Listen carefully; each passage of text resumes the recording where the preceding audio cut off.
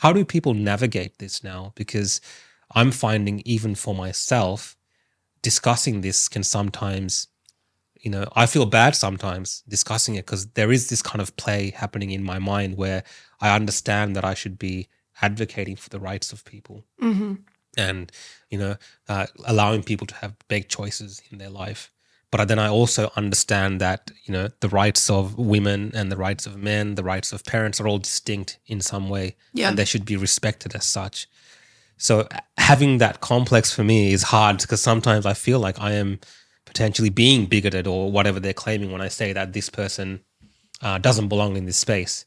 How do people navigate this today and, find a path forward to actually discuss this issue? Yeah, I guess there's a couple of things in your question, right? One is like how to navigate this feeling of wanting to speak your mind but not be a bigot, right? And then the other thing is the practical matter of like how to start doing it in your own context. Because I don't care. Like I cop it online for having these views and I'm happy to express them and take the arrows or whatever it is, like whatever's being said to me. Yeah. And I think, you yourself being going to these women's rights rallies and a lot of the people that are involved in activism of some sort, they don't mind what usually happens in terms of what's said about them.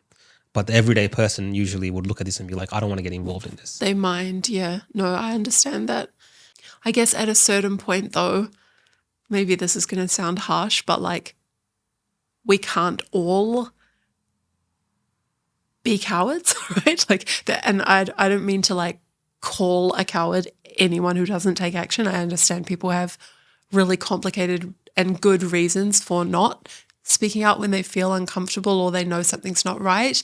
But there's a collective action problem there, right? Like you can't all, I'm just going to put it in terms of like slavery, right? It's like you can't all just be slaves and hope someone else does the revolution, right? Like you have to get some people that are going to like do a violent overthrow for everyone else's benefit. And there's always like high first mover costs. So this person's really going to risk like just getting murdered in retaliation. That's, of course it's rational not to be that guy, but someone has to be that guy, right? And others have to be the second ones and others, so that lesson, that sort of structure of how do we get out of a terrible situation when it's risky for the individual to act or to go first, that applies right now.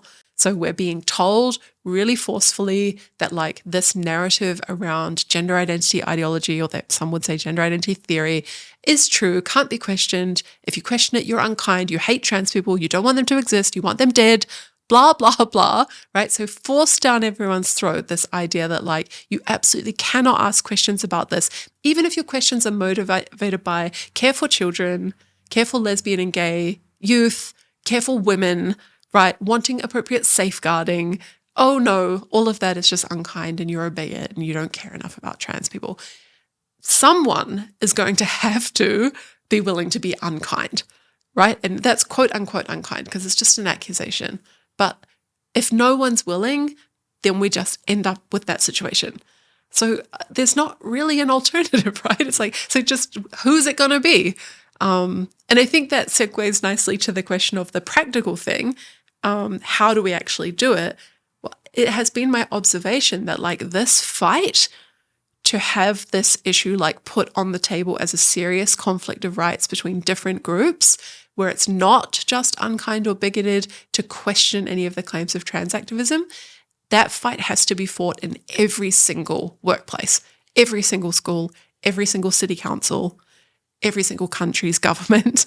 And it just has to be like negotiated to a point that like it's not plausible for the activists that try to shut everyone down to like be in the dominant position. And we, at least in Australia, have the luxury of watching the UK. We have the template because we've watched how they've done it and seen them claw every inch of it, right? Like, first of all, none of the left-wing press would ever say anything contrary to the trans narrative. And just tiny step by tiny step, super dogged women just constantly persisting. You see little cracks and then like things, people come in, someone else gets braver because they're not the first one. Yeah, so I just think we're going to have to be brave. Like more of us are going to have to be brave.